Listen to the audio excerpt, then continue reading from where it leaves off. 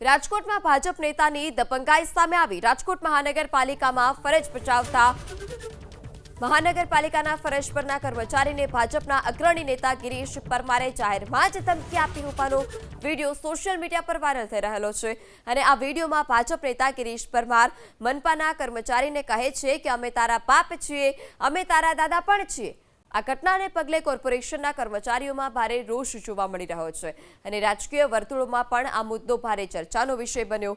આ સમગ્ર ઘટના રાજકોટના મારણી ચોક નજીકની છે, ત્યારે રાજકોટ મનપાની ટીમ દ્વારા ડ્રેનેજ એટલે કે ભૂગર્ભ ગટર લાઇનના સમારકામ અથવા તો સફાઈની કામગીરી ચાલી રહી હતી।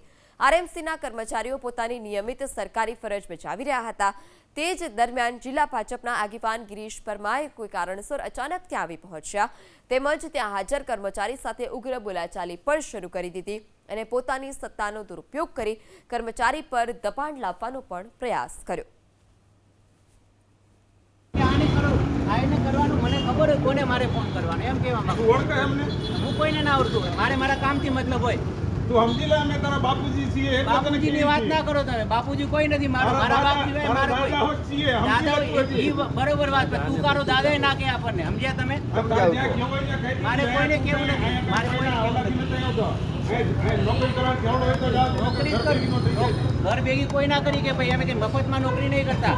પબ્લિકની ફરિયાદ આવી, અહીંયા લાઈન તૂટી ગઈ, આ બધા પાણી અંદર ગટરનું પાણી ઘરમાં આવે એને એના માટે કરવાનું છે એટલે કઈ રીતે કરવાનું છે?